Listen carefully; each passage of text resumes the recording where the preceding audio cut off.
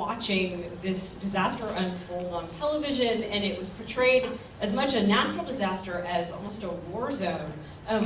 What were you thinking when you decided to go to hop in the car and go to New Orleans? And what helped you make the decision to be involved in the project?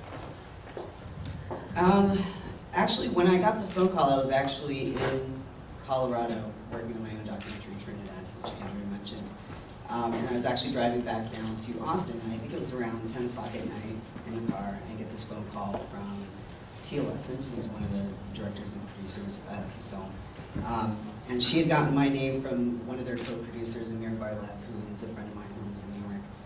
And she basically said, have you been watching the news? And I said, yes, I have. And she said, have you been watching the coverage of what's been going on in New Orleans, because of Hurricane Katrina? And I said, yes, I have.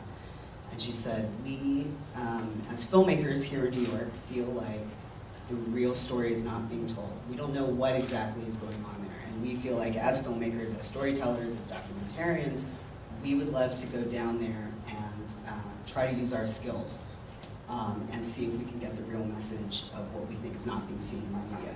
Will you come help us? And will you come help us tomorrow morning? I said, okay. So to be honest, I really didn't think about it that much in terms of like, I was just like, yeah, you're right, this is important, let's do this. So I actually drove back to Austin that night. I think I got in like around 1 in the morning. On the way over there, I called some friends to see if they would come. We literally, packed up a car and drove out the next morning, I think at 6 in the morning. And I drove to Alexandria first. And it was interesting because none of us were doing it for pay, to be honest. It was just something that all of us were trying to use donated equipment, any equipment that we could borrow from a friend just to try to go down there. And so in terms of the decision to do it, I don't know, I just thought it was really important that the film community somewhat come together and try to, and kind of what Tia said, use our skills, use our voice to actually try to help the situation. Can you tell us what it was like when you met Kim and Scott at the Red Cross Center, and when you first saw that powerful footage that she filmed from the attic of the house during the storm? How did that impact your own filming, and what was it like working with them?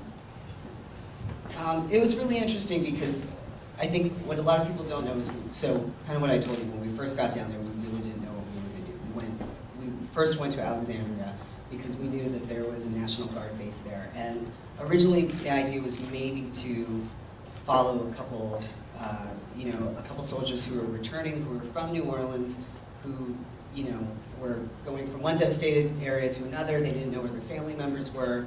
And so we actually ended up shooting there for like a day or two until the National Guard no longer gave us permission to shoot there. And ironically enough, or coincidentally enough, they said that Fahrenheit 9/11 had ruined it for all documentary filmmakers. Which I don't think they realized the actual directors of this film were the producers of Fahrenheit 9/11. So what we ended up doing was we ended up going across the street to the Red Cross shelters. We thought, maybe we'll see what's going on there. And a lot of people ask, how did we find Kim and Scott? And I always actually say that Kim and Scott found us, specifically Kim, because she saw me walking around with the camera, videotaping, and when I started to shoot some footage of the Red Cross shelter supervisor, she actually jumped in front of the camera. So the beginning scene of the film is actually true. She thought that maybe, in her own words, we're important people, and she had a message and she wanted to give it to us. So she basically jumped in front of the camera. We started shooting her by the end of that night. We had watched some of her footage, and she had discovered that we had the ability to take her back down to New Orleans. And the one thing that she wanted to go back down there for was the photograph of her mother.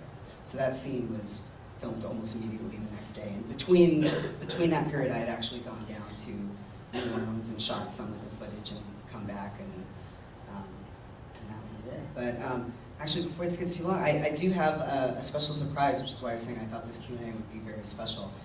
If you remember from the film and noticing the title cards, one of the people that we were following actually relocated to Austin. And about 2 days ago, I got a phone call from her granddaughter saying that she was here. And she's actually here in the audience. And this is the first time that she's actually watched the film, and I would love it if we could all give her a warm welcome to this stage.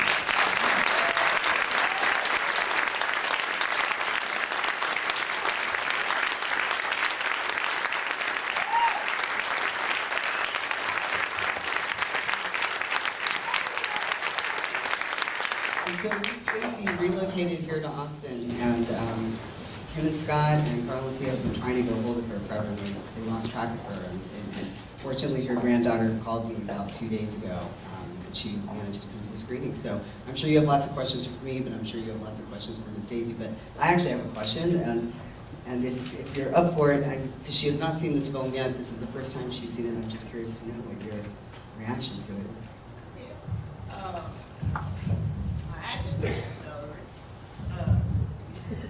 I actually consider movie also. When I was working in the seafood trade, and I didn't have no television, and I didn't know nothing about the stone coming to New Orleans. And everybody was where I work at didn't know the stone was coming to New Orleans, but didn't ever tell me nothing. And when I got off my job, I went home, and I laid down, went to sleep. And then the Lord woke me up. He said, get up, go look out the window. I went looked out the window, and the water was halfway to the window, coming into the house. And when I stepped out, got up out the bed, the water was right on here on me. And then I went and took my youngest baby dog, and I put her up on the top of the silver, way up. And then I said, get back to me, get up there. I got up there, and I got up on top of the silver. And then now, the army people, I didn't know we were down in the night water, but my daughter, my granddaughter, she come, and she found out I was still in there, night water, but she could come down and get me. Said nobody going down in the night water, they'd have brought it up.